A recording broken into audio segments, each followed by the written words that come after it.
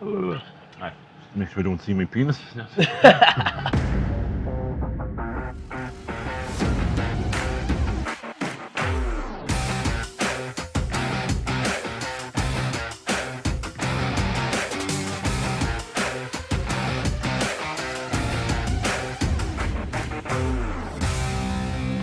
Okay folks, it is of course the Kev and Pico show.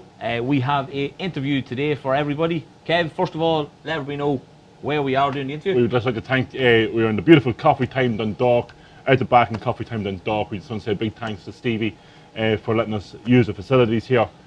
And Pico, take it away. Yeah, so we are joined for this very special interview by a fella who, kind of a special guy, right? This guy has done 60 ultra marathons in 60 days. He has done 100 marathons in 100 days, okay?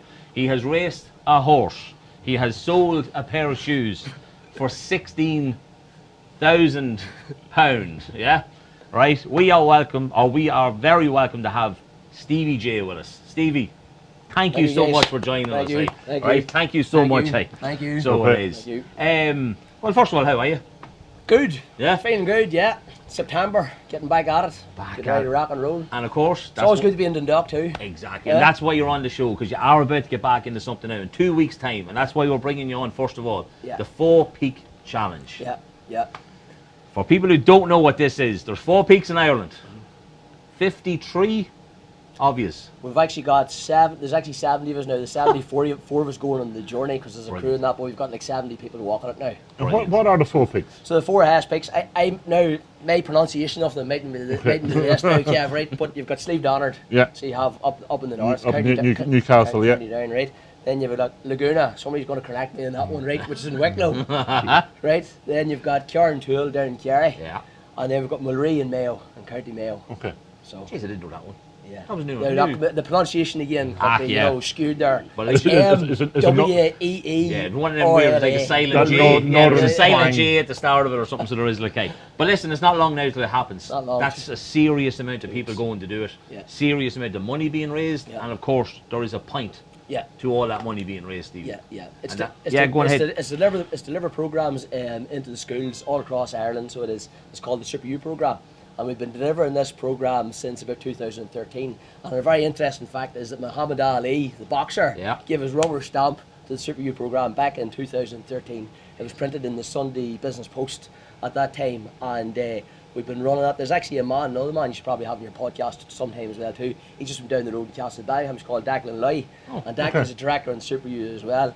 And a couple of years ago, after I had done my feats of 100 marathons, 100 days, and ran the whole way around Ireland, Declan got inspired by it, and he decided that he would do the most 70.3 Ironman in the world. So he done a 70.3 Ironman in 1 year, and then the following year he done 32 triathlons in 32 days. So there's been a lot of passion, a lot of energy went into this. But the reason for it is because we've been teaching this information for a long, long time to people, and what we teach them is the science of achievement, which is helping people how to win, right? If you know how to win, you know the strategies for winning, it's easier to win in your life and you're going to be happier, you know. We also teach them emotional mastery, so it's how to balance your emotions. A lot of stuff out there now about, you know, mental health, mental wellness. The truth of it is, it's really emotional well-being is really the word that we should be using, you know what I mean? It's about the emotions and about how we feel, and how to keep that in check, and how to bring that into balance, and what to do when you're not feeling great, what to do when you're feeling great, and so on and so forth. And then also then the art of fulfillment, and what the art of fulfillment is about showing them how to be happy, be fulfilled, because sometimes people in life do lots of things, get lots of things, go to lots of places, but they don't have that feeling of fulfillment within themselves. And you guys all know that that's about growth and contribution. It's about giving of yourself. Exactly. You know? And what age group is this? What age group is it aimed at? So we're mainly focusing on 14 up. So Okay. we're mainly focusing on them, and we've got an overarching goal. We've got a really, really big goal, right? We've had this maybe in about 100 schools so far, but our big goal is to get it into all the schools in the country, into every school in Ireland, you know what I mean, right across the board.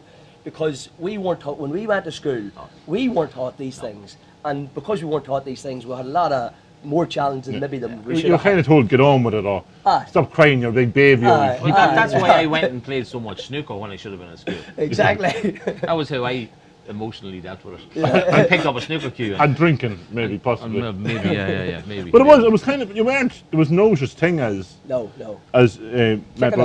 health or fulfillment. It wasn't in the vocabulary. You had a guidance counsellor, which was nothing to do with anything like that. Like you had a guidance counsellor. Well, we wouldn't have had that. Yeah, but the guidance counsellor would tell you, well, what are you going to do after school? It was nothing about the there and then. There was no guidance. No. For how you feel. Exactly. And we all know if you feel great, you operate great. Yeah. Do you know what I mean? Like, and isn't it funny too that all the classes that you probably jumped out and played pool for, you didn't lack them, or maybe you didn't go with the teacher. Yeah, exactly. Maybe the teacher needed the emotional balance at that time. I'm going with that. And then he. So it wasn't your if fault. you're listening to this, right? All them teachers that I didn't go to. It wasn't your This fault. man knows what he's talking It wasn't your fault. It was the It wasn't teacher's my fault. It was the teacher's fault that I You know, failed maths. and the subject you done well, and you get on well with the teacher because Always. you had a relationship with him. You know, and that's always the way. And Well, I and it's not found- the teacher's fault because No. they weren't taught that. I found when me and Pickle, we talked about school before in the podcast, and if a teacher had passion, Yes. as that passion for the subject, I think we talked about our English teacher. She had passion for English. Yeah, we had disagreement with that. And you kind of liked it. Now, looking back, you liked that class because there was that passion there. Now you mightn't have liked it at the time because you were a 17-year-old chap, and you thought you knew. I don't need to learn this poem. You thought you knew everything at the time anyway. But I think that part of it really kind of showed that if a teacher liked their job, it kind of bounced off you a little bit more, I think. Yeah. No, totally, 100% agree. And it is that ability to relate to each other emotionally and then to understand that. But imagine if we had that as children. Because I know myself when I was younger, like, there's times you just wanted to get out of the place, and get out of everything. But if you understand the emotional balance, your streets ahead. Well, that's it gives you a head start on it. Yeah. Like it literally, like I said, when do we get emotionally balanced? I'm probably still not. And I'm 37, like. But I think if you know the trigger, I think a lot of people talk about triggers, and if you know the trigger, if you know what might set you off or what might calm you down from that trigger, it's an awful head start. It's like huge. It's like you're 10 yards ahead of the next person because you can control your emotion. Yeah. And I think that's, as you said, it's about emotion. You can control it to a certain point. Can I give something just for your audience? Of course. Something that's really simple and it'll help and it'll work really well. And I particularly would have used this a lot. I learned from a man called Tom Hearn, and he originally taught this to the Throne football team, which I'm not so happy about because I'm from Armagh. Okay. Do you know what I mean? But he taught it to me too, which I'm glad about. And I ran 100 marathons in 100 days without this particular technique, but I was so glad that he taught this to me because this helped me run the 60 ultra marathons in 60 days, which was 40 miles a day, 63 kilometres a day. It gives you an idea, and I ran through every county, so it was, if I stopped here, started the next again, right? But on the very first day, I got sunstroke, and on May 27, I pissed blood like a nosebleed. It was that bad, right? Okay. And I was so glad that I had learned this technique. It's a breathing technique, and it's basically called nasal breathing in through your nose. So you breathe in through your nose, and you breathe back out through your nose again. That's how simple it is, right?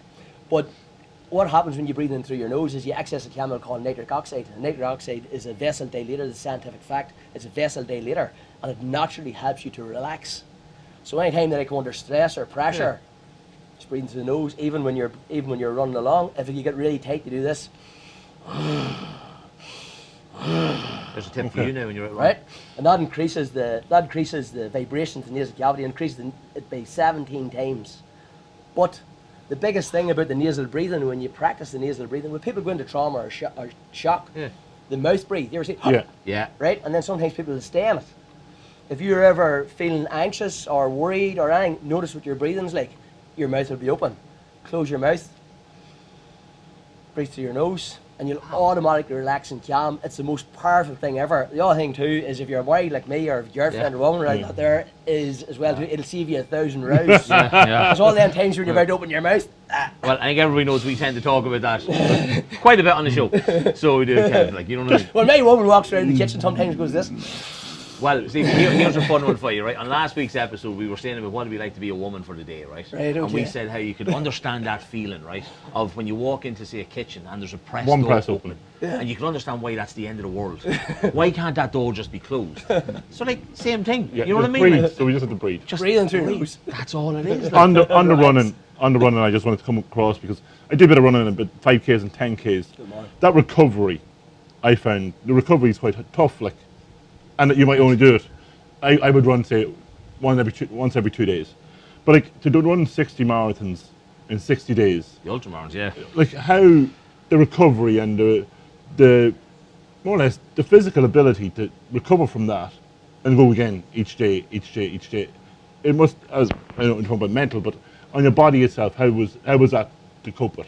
You said you weren't a runner, like you said when you come up to the city at first. No. Like it wasn't like you've been running No. all your life, like. No, I started with the 100 marathons, got me ready for that, and the on the body, the 100 marathons, the 100 days. If I tell you about 2015, it was like somebody kicking the shit out of you for 13 days, and after that you're okay. You know, it's kind of like you ever go and do a good day's labouring or a good day's work, and you're wrecked, and after 2 weeks you're used to it. So that's what I equated the 100 marks, 100 days. That's how I equated that in my mind, right? And other than that, it was repetitions. So you're saying about your 10K, I'd be like, right, okay, that's 4.5 repetitions. I would think like that, right? And so in that thinking, but behind all of it, for the ability to be able to do it, because you can reason it in your mind, and I can tell you how to do it, but the drive has to be beyond where you've been before. And the passion always has to be something beyond yourself. And for us at that time, it was Larry McGuire, and he wanted to set up a foundation for his sister called Laura, who died when she was 6-7 years of age, and the family didn't know what she died from, and the pain of that. And we've all experienced pain in different ways, you know what I mean, throughout our lives, and we understand that we don't want people to be suffering more, right? And so then the purpose becomes so much greater and so much stronger. Like for me at the time, I can remember we were through all the recession stuff not too long before that. We were running the group down in Dublin called the High Achievers Club, and like it was all guys that were entrepreneurs and business owners, and a lot of them have been through the really rocky rough. So you know what I mean. They still had to keep everything going, but they didn't have anything to keep everything going. So you really had to get into your resources. You know what I mean? Like, and it was really about finding the meaning and passion and everything for everything else. You know, and a lot of us were for a long time working hard and doing what we could do to keep everything going, everything running, and there came a point in my life where I was tired of just like having to think about that and think about myself and think about food and think about paying bills and think about this. I was like, there's got to be more to life than just fucking this, like, you know what I mean? And I was like, I prayed and I asked God to be able to help me to serve more people. And then this idea came in the guise of Larry McGuire. And then we set about setting up the foundation, and it was for children that had terminal and critical illnesses. And so every time that something would happen, like say, the first 13 days, it's like getting the shit kicked out of you. Every time something happened, there was days I was on my own, right? Because Larry wasn't able to complete it. It was a lot of days I was on my own. And the times I thought, what am I doing here? And next thing I'd see a person coming along in a wheelchair. Do you know what I mean? Or a flashing kick, you know what I mean? Like, or exactly. And you were telling me right on, you said you were crying about the children in Belarus. Oh, yeah, which I know we're going to talk about, but Jesus. And so like they would come to me, like I hadn't even met them, but another girl had been out previous to us, and they'd come to my mind. And so every time, somebody come to my mind, or I see somebody with no legs or whatever else, it's like, well, I can do this. I have the ability to do this. I can do. I can give this to it. You know. It is some achievement. That's in 2016, which was the next year, right? On the very first day, you're talking about if it was hard. On the very first day, now I ranked them 100 bars, 100 days as the 7th toughest thing that I'd went through in my life after I'd done that. When I ran the whole way around Ireland, I ranked that as the toughest thing, because on the very first day at mile 27, I pissed blood like a nosebleed, right? And there was a lady running past me. She was about 5 stone overweight, fair play to her. She kept running into Newry, and I couldn't catch her. And like I was a 6-minute mile person, if you know what I mean, like, and I couldn't catch her. And like this was the day one, and I had all the schools out and everybody out, and I still had to run the whole way around the countryside. So you can imagine how much I was fucking shitting it. Like I wouldn't even tell anybody that was pissing the blood. So I got 3 teaspoons of pea soup, and I puked them up too. I was drinking water all night, and so for 6 days I was pissing blood. For 8 days I was puking, and I didn't get a shite onto the 10th fucking morning. You know, I had run 400 miles before I got a decent shite. That's I know we've honesty in this podcast, which I like. But that not only, as you said, but that's physical. But that to be able to push through that's just mayhem. I did a half marathon once, and ended up in hospital, didn't you? Ended up in hospital. At the last K, my body more or less stopped because my legs just couldn't go. I just couldn't go any further, and that's why I was like, and I literally not I crawled, but I nearly walked across the line at the end because I was like, my body just your body just said, hey, I've had enough of this. But at least you crossed that line. But I crossed the line, but now I ended up in hospital about 2 hours later. But I was grand in the end. It was okay in the end. Yeah, but no, but look, your passion for something like that is like it's incredible, right? Yeah. But again, that's why 1-2 Super U, as you said, we were talking just beforehand. It's a 6-week thing that's going to be run. Yeah. But then importantly, you said it's not just, not just all, but the 6th week of it. You were saying about how people get to basically come aboard and see the project and that's being done. Like, Yeah, you know what I mean? Like, yeah. so I think that has to be huge. Yeah. To be able to show them that. Yeah, in the 6th week in the Super U program, we teach them the art of fulfillment, which is about growth and contribution. And it's like if people ever want to feel better in their life, the 2 things for fulfillment, there's a thing called the hierarchy of human needs. Have you ever heard of Maslow's hierarchy of human needs? And it states that human beings have got 6 human needs, 6 needs that have to be met, right? But the first 4 of them are primary human needs, and the first 4 primary human needs must be met, and they can be met negatively or positively, but they must be met, and they're mostly met unconsciously, right? Okay. So if people don't meet their first 4 human needs through good ways, they end up meeting them through negative ways, right? So say for a bit of adventure, and this might cause a bit of a row in the house, you know what I mean? Like, it's a bit of a row, things a bit boring, start a row, you don't know what's going to happen. Yeah. Like you leave that press open. You have a bit of adventure. You know, you leave that press open to get the reaction of the wife. You stick your finger up for hours. Things I always end up on a road. No, that's a fair adventure too. Up here, you know what I mean? But there's 4 primary human needs that have to be met, and sometimes people will meet their needs. Sometimes when people break their values and don't feel good about it, it's because they're meeting their needs unconsciously, they don't know why. But people will break their values to meet their needs anyway. But you cannot get fulfillment unless you go to the last 2. And so people that are feeling empty inside or they want more fulfillment in their life, it's about growth and contribution. I'm sure you guys, you started this year, you feel alive because you're growing, but you're also contributing, you're giving back to people, if you know what I mean. Like, and that's what we're trying to do with it, like, and that's why local business to us is huge. We try and help, and that's why it's great at Stevey Coffee Time. That's why that's why I really wanted to get this interview in here, because he's been a big supporter, fan of us as well, and you know what I mean.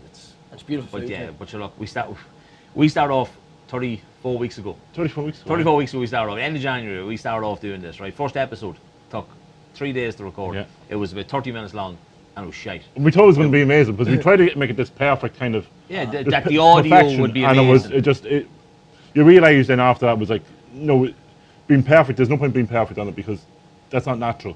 Correct. It's not a natural feeling. Correct. That's very good. Because it's false.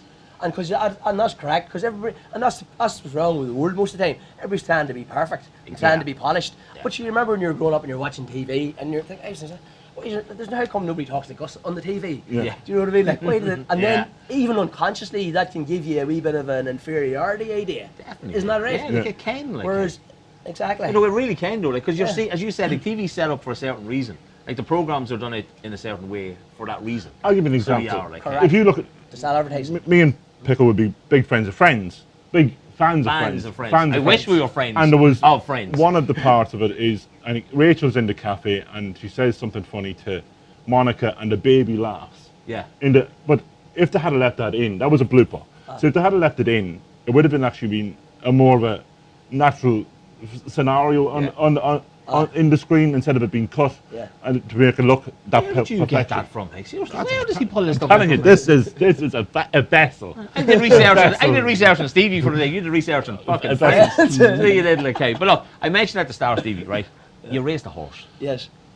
But you didn't just race a horse. Yeah. You didn't just go and run a line in a horse. Yeah. What did you do? We 24 hours raced against a horse. So it was man v horse. And it was the headline. Yeah. It was really good.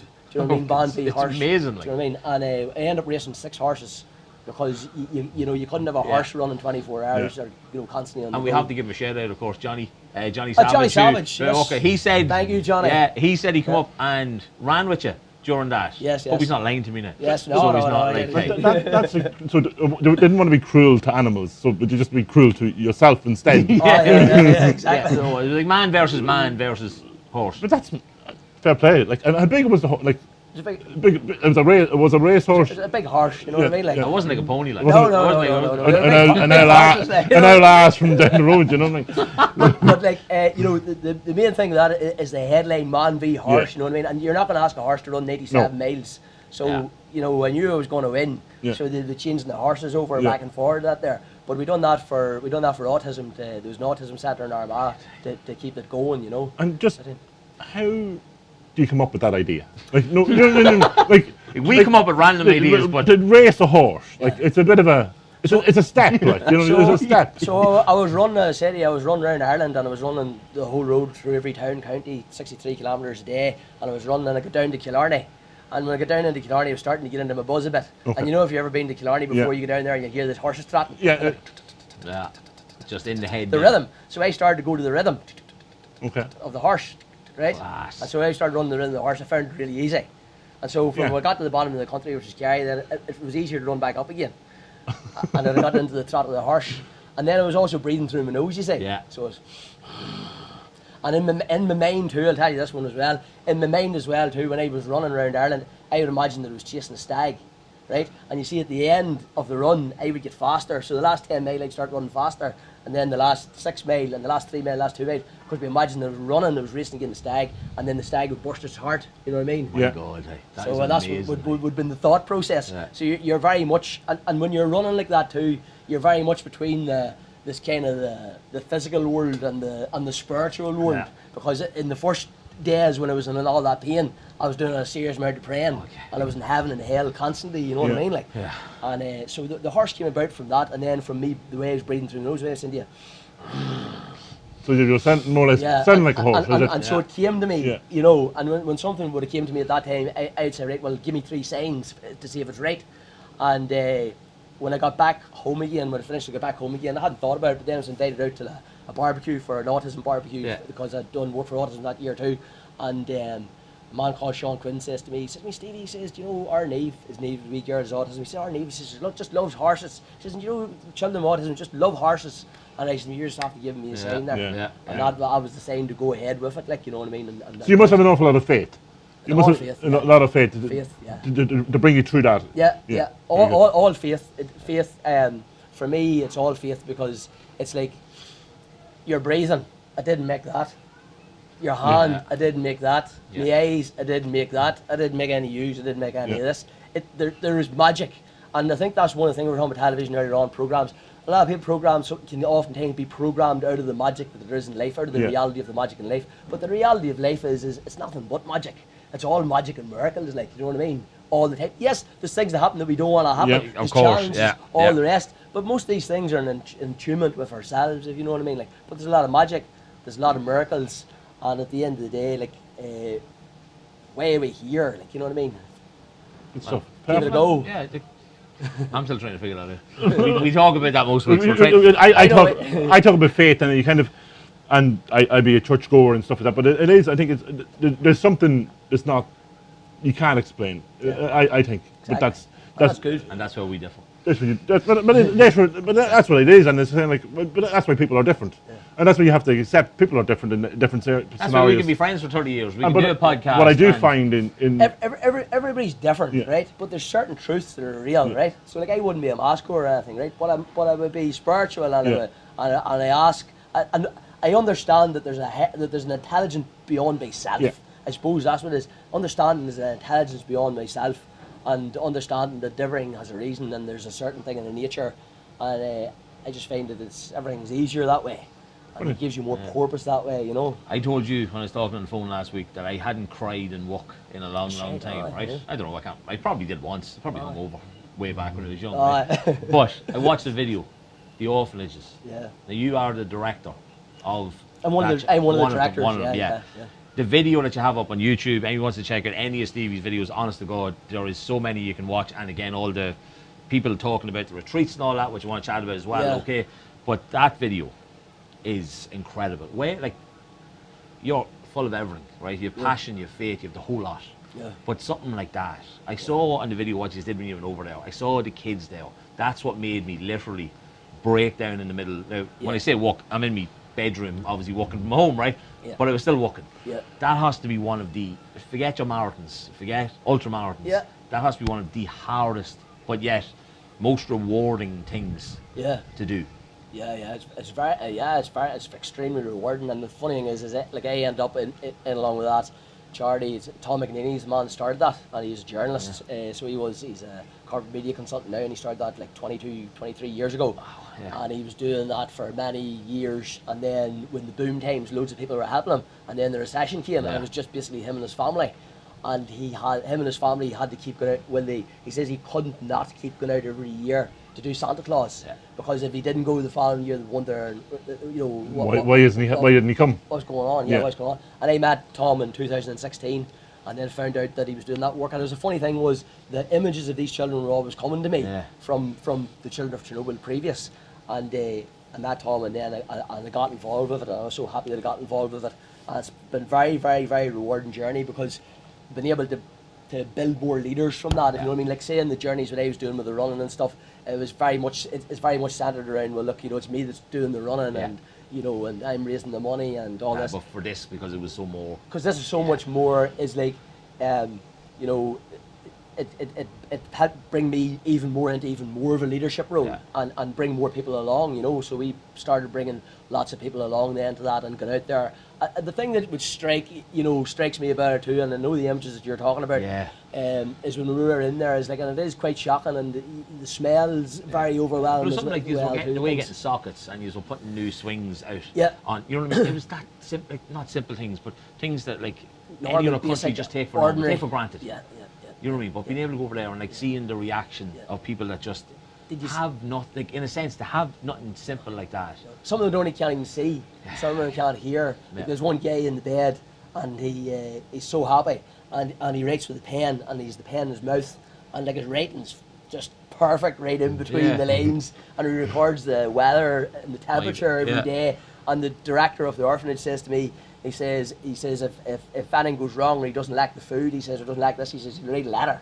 And he's writing with his mouth, you know what I mean? Like, and when you see that, people like that, and there's other ones that aren't coherent, but you see that there, the man, he's no arms, he's laying in bed, he's around the same age as you, and he's so happy to see you. And and he's not grumbling because his dinner's cold, or because it's raining, or whatever. And like, there's two things in it. Like when I went in and see them children, it brings out a real great sense of joy, and a sense of like love, or unconditional love in a way. Other people, they feel a lot of sadness when they go in there, different stuff and things like that there. But the sadness is really what's in you that you see. Yeah, that's what you get back. You just kind of what you get back. But I suppose from perspective is, they actually help us as much as we help them, because they show us really what life is. Because like when yourself, like I said, even I'm pissing blood, it's like, but I've still two legs. Yeah. I've still something to piss through. You could lose a fiver, and people, oh my God, it's the end of the world, I've lost a fiver. But like, there's so much else going on. Exactly. There's always somebody worse off than you are. Exactly. Really. The man that found the fiver, might be like £1 million of them. Yeah. But like, some people give homeless people phones. Like you did, yeah. I did that once before. We talked about it before. We were you've done a lot of things. It was a drinking Let's be honest, you've done a lot, okay. But where does the passion come from? Where people out there that mightn't have done anything like this, but where do you find the passion to want to do this stuff? Where does that come from, and how can you more or less give other people that advice of, if they wanted to find something like that, how do you go about finding that in you? Well, that's what I was going to say about the retreats. You know what I mean? See the retreats that you have, like. Yeah, the retreats, that type of training really does help, and I've done a lot of that training myself as well too, and I went all around the world and learned from many, many people, and all that really helped to bring me out, out through it as well too. But it's something that you're saying too, and like in a straightforward way as well too, like motivation. People talk about motivation, right? And life is two motivators. One of them's pain, right? People are you know what I mean, they're motivated to move away from pain. If you get a kick in the ass, you're going to move away from it, and you'll move towards pleasure, right? And like I found that, like, you know, it's easier to be motivated to move towards pleasure rather than constantly waiting for somebody to come behind and hit you a big kick up the hole. Do you know what I mean? So I thought, so if something comes to you, you know the way things come to you, and people think, you see, when things come to them, they think, oh, that's myself, or that's my brain, or that's whatever. I wouldn't think that. I think life's showing this to me, and I have a choice to say yes or no. I don't really show myself anything. Do you understand? You're waiting for that. I don't think that I think. Something thinks for me. Do you know what I mean? Like, and it throws up ideas, and then I can say yes or I can say no. And the thing is, in life's kind of a funny thing, like, because like I was a painter and decorator myself. When that was my first job. I'd done that when I was 14 till I was 24, you know. And then I came back home here and started gyms, curves gyms. Somebody's made a seen them around the country and that was very successful. And then as I learned, I knew I was to go into this field because I'd made such a leap in myself that I knew that I had to share that message. So I did, and for me it became about sharing a message, and basically that everything is for everybody. If they want it, they just have to say yes to themselves. But if you're saying no to it inside in your own mind, you can never have it. If you're identifying yourself as somebody that can't have or can't do or won't, well then it's not going to be possible. But like life wants to give you what you want. It wants to give you a life. Do you know what I mean? And it's to follow what you love. Yeah. Like I say to people now, right? I said to people, oh, but I don't know if I could do that. I said, well, look, you know what I do for a living is, what do you do for a living? I said, well, I help people's dreams come true for a living. That's what I do for a living, you know. And really, that wasn't in careers when we went to school. You couldn't even be a personal trainer or personal when we went to school. It's like, but you can do this now. So really, it's about following your love. What would you love to do if you had a magic wand? You know what I mean? If you had a tunnel of light that went all the way up and all the way down, and you could say anything to it, and it would do that for you. But you're going to pick some really good things, and you have to pick some things that help some other people. And a man said to me one time, he says, if you only had one wish, so you can have any wish that you want in the world, but you can only have one wish, and that is the only one wish that you can have. But that only one wish can only be one thing. You want that for everybody else in the world, don't you? Wow. Do you know? And so then that's what it becomes. Kel's mind has just been blown, so it has, like. Really? But that's what I mean, because obviously you came into holding an entrepreneur. I know you won international franchisee. Exactly, right. Clubs, exactly. But that's what I was going to say. The retreats. You have people obviously, because I was watching the videos of people talking afterwards and that saying. So you have people are coming there with businesses, looking to get that kind of love, the passion, the belief that they can go and make it happen. But then you also have somebody who's just kind of down, somebody's just not necessarily just about businesses and that. It's people who are just not feeling it at the moment, need that little bit of motivation themselves. I'm nearly talking myself into going to one of these because I can do it. But like that, like the fact that you don't just have that one thing that somebody's looking for. That's just weird. The fact that has to be great though. Oh, there you go. There you go. Show the camera, show the camera. There's a sign. There you go. The angel's father. That's mad. That's a bit mad. But that's what I was going to say, like having the different variety of people that come to the retreats, it must be like they're looking at you. I've seen the videos. You're up there and you're talking, you're making them do.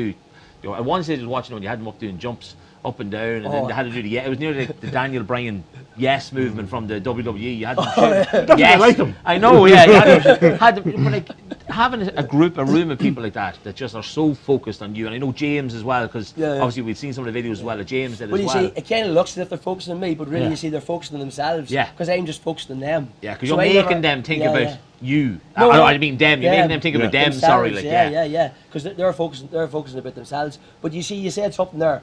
So somebody's down, or you know when you're down, or the chips are down, or something's going on. I call it, like, say, the drama of life, right? So like, you know, we're crying or our dinner's cold or something similar, right? And it's the drama of life, and it's almost like there's this lane here, and there's all this drama. And then there's what you'd really love to be doing, which is your worthy ideal, right? And you see, there has to be drama in your life if you're not following your worthy ideal, right? Because the drama meets your first 4 human needs, but your worthy ideal meets your 2 for fulfillment. And when you're on the path to your worthy ideal, you're alive. And we all know that people live, and there's people that are alive. Do you know what I mean? And there's a difference in living and being alive, if you know what I mean. Well, because some people live for drama. Some people do love drama. For whatever reason. I'm not a big fan of drama. And drama is a good thing and can be useful, and is very important for expression all this. But I'm talking about the drama in terms of, like, you know, oh, life's terrible. But really the truth is, like, oh no, just watching the TV or blah, blah. The truth really is life's really good. Do you know what I mean? But maybe I haven't got what it is that I want to do, what I want to fixate on. Meaning in a sense, like, you know what I mean? Exactly. And when a person has that, like, used to run this, or a goal or an opportunity, something, it gives them that purpose, that meaning, and so it activates them. They're alive. You see, it's like electricity, right? So it's kind of like this. Like, electricity comes into the room, and you can put a 50-watt light bulb in it.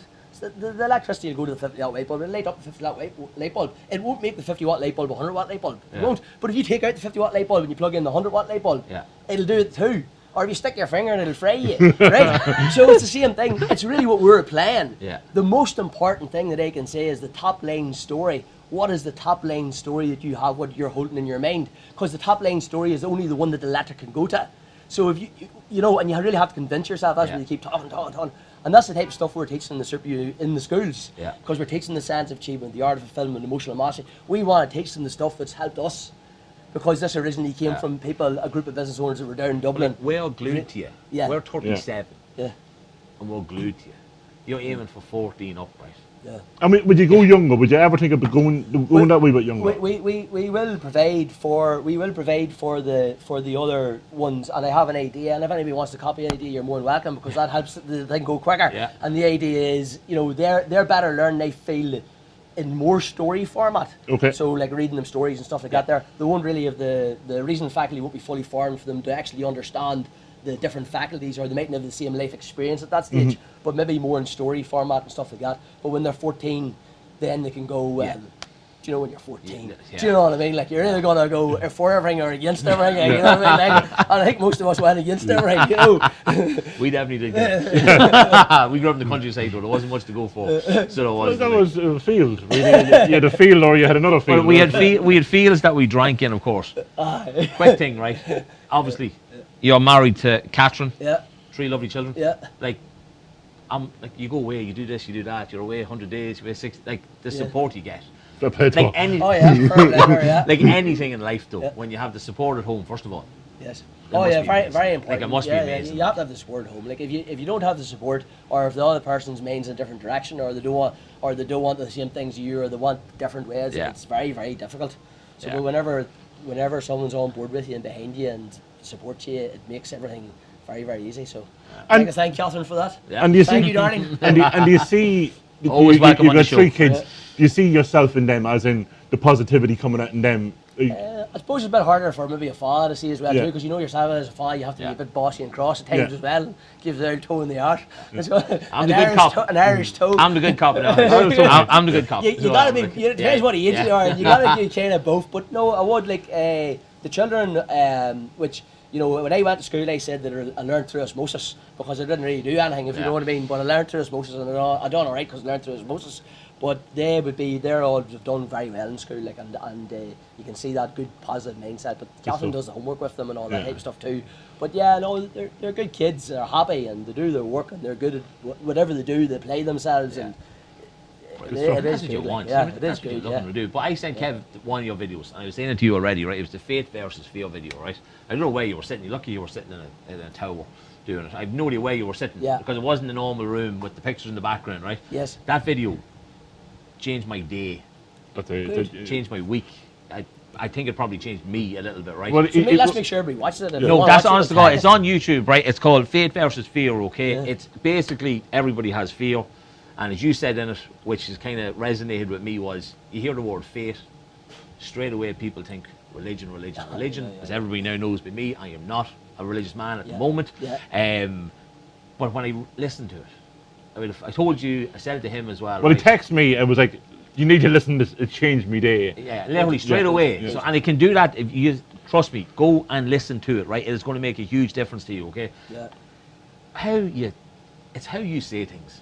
Oh yeah. Right, honest to God. Like, I watched that video, I'd say about 20 times. If I'm feeling a little bit just on edge, which we obviously feel a lot because of the way we are, that video, boom, changes me completely. So Yeah. it does. Like, Yeah. I'm not even trying to explain what it is. Go listen to it. Okay, I'm not going to tell you this again. Right, it's incredible. So it is. Like, Yeah. what did you think? Like, It plays on you.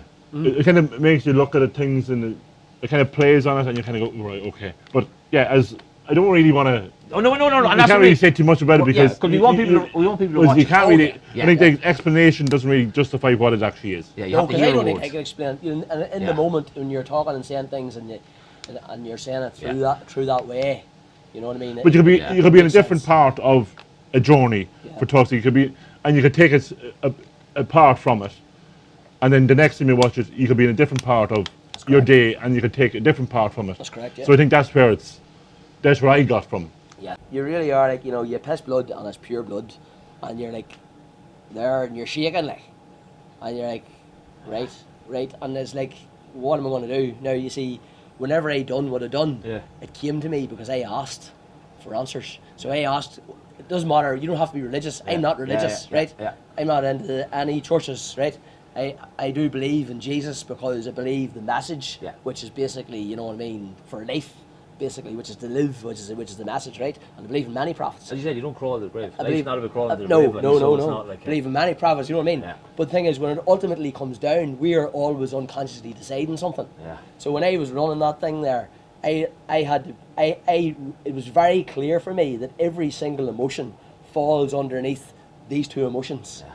Either greed, jealousy, anger, fear. Yeah. Right? Love, joy, happiness, peace, faith.